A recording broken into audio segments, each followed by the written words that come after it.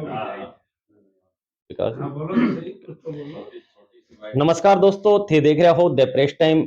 और काफी दिनों से जो दर्शक हैं द प्रेस टाइम का, बाकी एक अभिलाषा ही कि मैं राजस्थानी के मायने भी जो चैनल के ऊपर राजस्थानी भाषा ने ज्यादा मान्यता दी जाए, राजस्थानी भाषा के मायने में थाने बताऊं।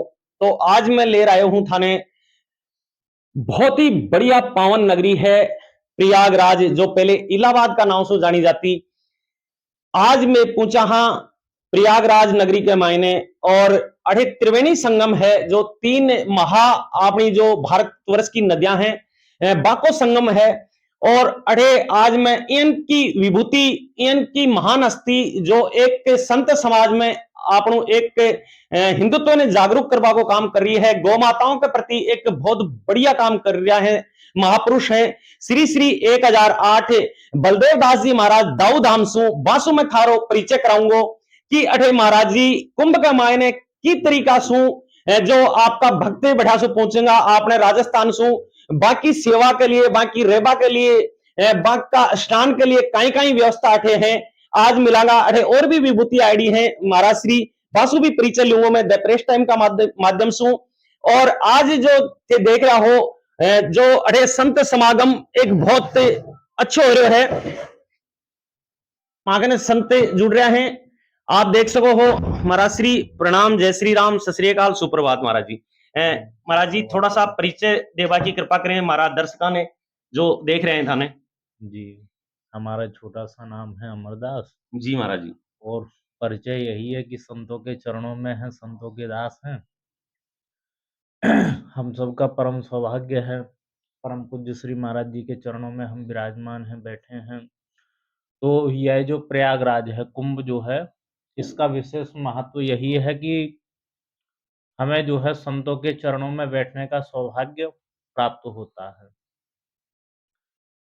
संपूर्ण भारतवर्ष के और संपूर्ण विश्व के जो संत हैं, इस कुंभ नगरी का, प्रयागराज का महत्व यही है कि संपूर्ण विश्व के और भारत के जो प्रमुख संत हैं, महापुरुष हैं, एक समय में यदि हमें उन सभी संतों के दर्शन करने हों, उन सभी संतों का सत्संग करना हो, उन सभी संतों की सेवा करनी हो, तो एक समय में वह हमें केवल प्रयागराज में ही संभव हो सकता है, अन्य किसी स्थान पे संभव नहीं है। यदि आप इन सभी महापुरुषों के दर्शन करने निकलेंगे तो संपूर्ण जीवन आपका निकल जाएगा, लेकिन इन सभी महापुरुषों के एक समय में आपको एक स्थान पे कभी दर्शन नहीं होंगे।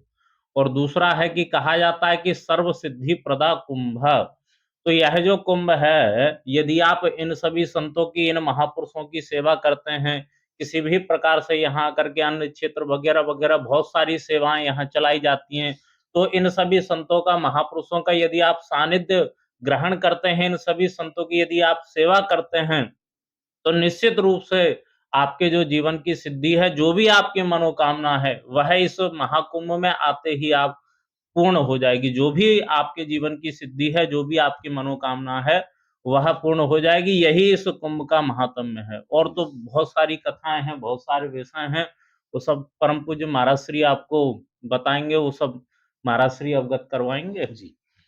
तो मैं मिला रही हूं थाने अब जो दाऊ धाम है, बहुत बड़ो धाम है, नीम का थाना के पास में ही है, गावड़ी गंडेश्वर सु नजदीक है। तो अभी महाराज श्री हैं श्री श्री 1008 बलदेव दास जी महाराज बासु भी परिचय करांगा। आज कुंभ नगरी के मायने विराजमान है महाराज जी। और जड़ाए बालाजी धाम सु श्री सीताराम दास जी महाराज भी पहुंचे रहे हैं। महाराज जी आपको प्रणाम। महाराज श्री कुंभ का क्या महत्व है हमारे दर्शक जानना चाह रहे हैं, और आप यहाँ 1 तारीख से ही विराजमान है, कुंभ की तैयारियों में लगे हुए हैं, तो उसके बारे में कुछ बताएं। आज हम ऐसे पवित्र स्थान पर बैठे हैं जहां गंगा, यमुना, सरस्वती का संगम है। इन तीनों संगमों के कारण से प्रयागराज नाम रखा है। माघ मकर गत रवि जब होगी और तीर्थ पति आवई सबको। ये महाकुंभ का जो विवरण है, ये अमृत से संबंधित। इस धरती पर 2 बार अमृत का योग बना, अमृत कलश लेकर के आए 2 बार। अमृत कलश अमृत मंथन के पश्चात भगवान श्री विष्णु ने देवताओं को अमृत पिलाया। इससे देवता लोग अमृत हो गए, अमर हो गए। और दूसरी बार भगवान के वाहन गरुड़ जी इस धरती पर अमृत लेकर, तो अमृत का तात्पर्य ये है कि अमृत की एक बूंद भी किसी के शरीर पर गिर जाए तो वह आदमी कभी मरता नहीं है। और वह अमृत कहाँ है? वह इस धरती पर केवल 2 बार आया है इस मनवंतर में जी। क्यों तो पूरे 14 बार अमृत मंथन हुआ, समुद्र मंथन हुआ, 14 बार अमृत निकाला गया और 14 बार ही इस पृथ्वी पर आया। परंतु वह अलग अलग है जो कल्पों की बात है। इस कल्प की बात यही है कि यहाँ पर देवताओं ने, दैत्यों ने क्षीर सागर में भगवान विष्णु के सानिध्य में अमृत है जो के लिए समुद्र मंथन किया और उससे अमृत का भगवान का अवतार हुआ धन्वंतरी भगवान जी। वो अमृत कलश लेकर के आए और उस अमृत को भगवान ने देवताओं को पिलाया। उससे पहले देवताओं में अमृत के लिए आपस में है जो कुछ मनमुटाव हुआ और उस मनमुटाव के कारण इस धरती पर 4 जगह अमृत गिरा। तो 4 जगह कौन सी हैं? पहला हरिद्वार, दूसरा प्रयागराज, तीसरा नासिक और चौथा उज्जैन। तो उज्जैन में ये सब चारों जगह महाकुंभ होते हैं।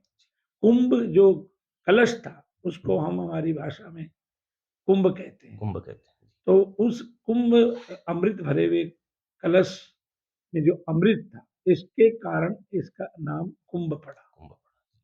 इस कुंभ के अंदर जो पर्व आते हैं, अलग अलग पर्वों पर अलग अलग जगह के अलग अलग ग्रहों के संयोग होते हैं।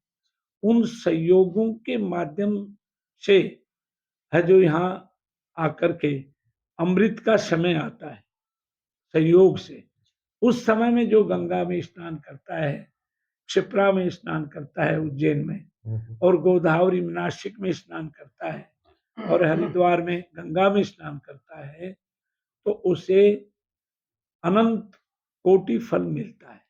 जीवन के समस्त जो भी दूषित जो भी संस्कार हैं वो सारे नष्ट हो जाते हैं।